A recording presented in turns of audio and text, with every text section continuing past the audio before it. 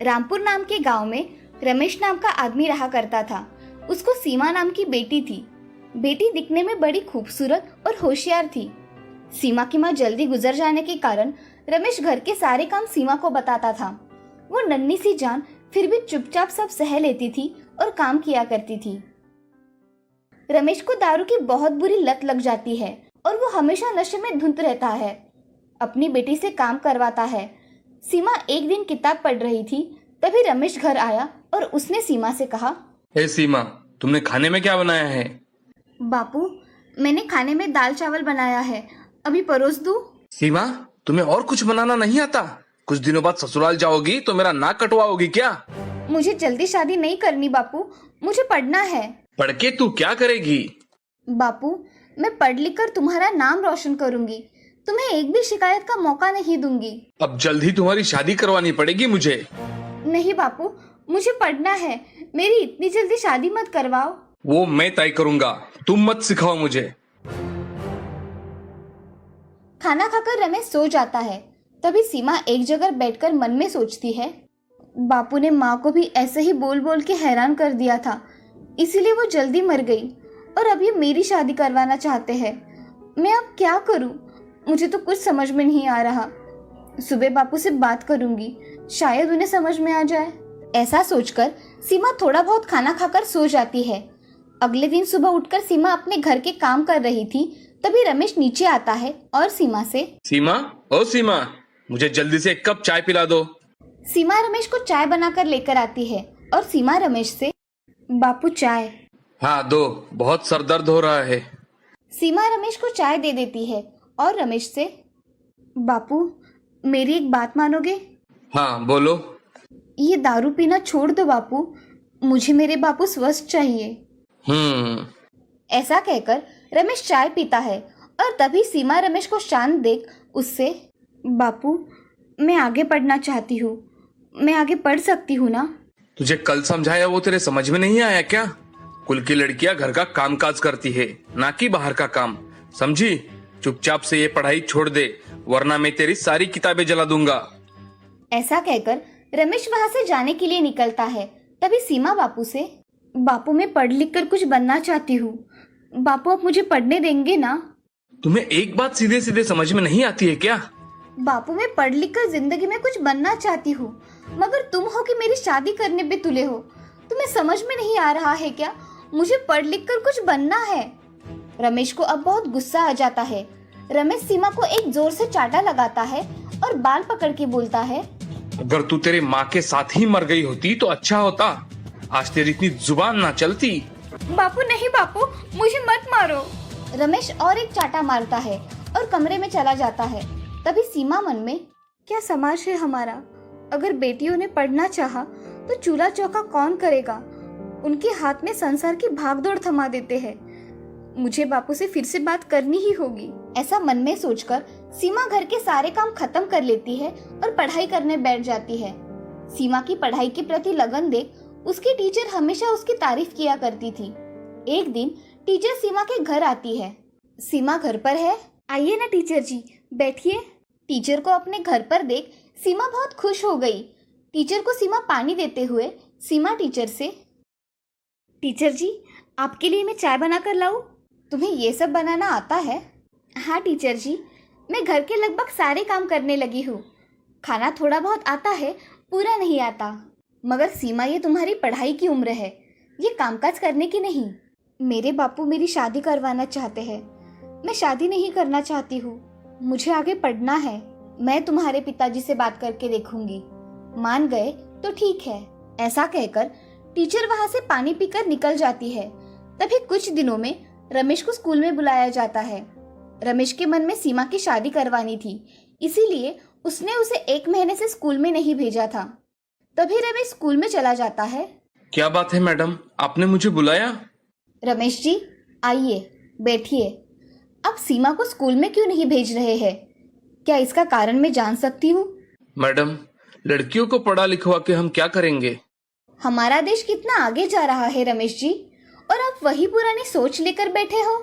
Madam, मैं उसकी शादी करवा के अपने सर का बोझ उतरवाना चाहता हूँ।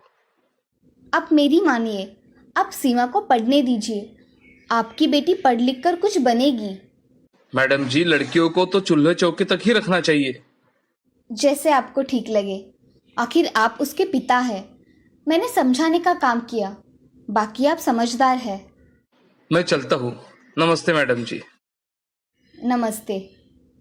ऐसा कहकर रमेश स्कूल से अपने काम पर चला जाता है। शाम के समय रमेश घर चला जाता है।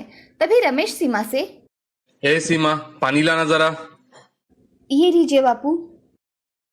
तुम्हारे टीचर ने मुझे आज स्कूल में बुलवाया था। बहुत बकबक कर रही थी, मैंने उसे चुप ही करा दिया। मेरी बेटी है, मैं जो चाहे वो करूं।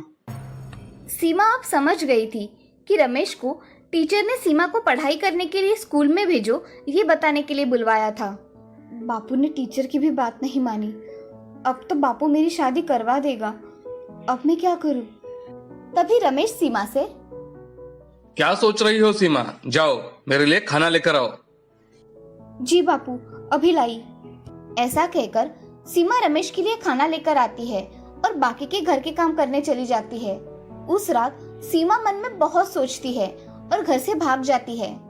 उस रात सीमा घर से भागकर शहर के बस से शहर चली जाती है और वहां एक अनाथ आश्रम में रहने चली जाती है। इधर पूरे गांव में ढूंढने से भी रमेश को सीमा नहीं मिलती।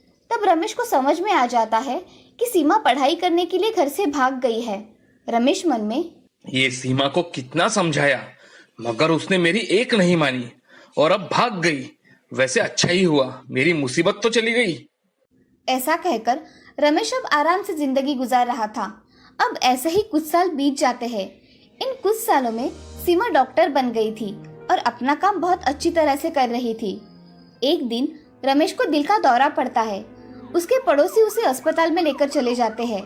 अस्पताल में जाने के बाद उसका ऑपरेशन करवाना था, इसीलिए उसके रिश्तेदारों को बुलाया गया, मगर उसका कोई रिश्तेदार ना होने के कारण उसके पास कोई नहीं था। उसका एक दोस्त शिवा ही था। शिवा डॉक्टर से, डॉक्टर, इनका ऑपरेशन करवाना पड़ेगा तो खर्चा कितना आएगा? लगभग 5 लाख तक खर्चा आएगा। आप पैसों का इंतजाम करके रखिए। मैं इसका दोस्त हूँ डॉक्टर, मेरे पास इतने पैसे नहीं हैं। मैं क्या करूँ? एक काम करिए, आप इन्हें लेकर शहर चले जाइए। शहर में सरकारी अस्पताल में इनका फ्री में इलाज हो जाएगा। धन्यवाद डॉक्टर साहब जी। ऐसा कहकर शिवा तुरंत रमेश को शहर में ले जाता है। उस अस्पताल में सीमा डॉक्टर थी, वो अपना काम कर रही थी। तभी उसके सामने उसके बापू दिखाई दिए और उन्हें उस हालात में देख उसे रोना आया। उसने खुद को संभाला और उनका ऑपरेशन करने के लिए ले लिया। कुछ घंटों बाद उनका ऑपरेशन सक्सेसफुल हुआ और रमेश को बाहर लेकर आए तो शिवा सीमा के आगे हाथ जोड़कर कह रहा था, डॉक्टर साहब, आपकी वजह से मेरा दोस्त सही सलामत है। आपका बहुत बहुत शुक्रिया। चाचा जी, अपनों का कोई शुक्रिया करता है क्या? मैं कुछ समझा नहीं। मैं सीमा हूँ चाचा। शिवा को सीमा को डॉक्टर बने देख बहुत खुशी हुई और उसने उसे गले लगा लिया। अब रमेश को जनरल वार्ड में शिफ्ट करने के बाद रमेश के लिए हर रोज खाना सीमा ही लाती थी। एक दिन रमेश सीमा से, ये खाना जैसे कहीं खाया हुआ लगता है, कहाँ वो समझ नहीं आ रहा। होगा कहीं पर खाया। लड़की को चूल्हा चौका आना चाहिए ना बापू। तुम कौन हो? और मैं तुम्हारा बापू नहीं हूँ। हाँ बापू, तुमने कब मुझे तुम्हारी बेटी माना? तुम सीमा हो? हाँ बापू। बिटिया, तुम डॉक्टर बन गई?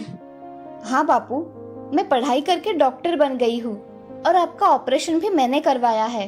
सीमा, मैं तुम्हारे लिए आज बहुत खुश हूँ। बापू, तुम मेरी शादी करवा के मेरा बोझ उतारना चाहते थे, इसीलिए मैं घर से भाग गई और आज डॉक्टर बन पाई हूँ। बेटी, मुझसे बहुत बड़ी गलती हो गई। मुझे माफ कर दो बेटी, मुझे मेरी गलती सुधारनी है।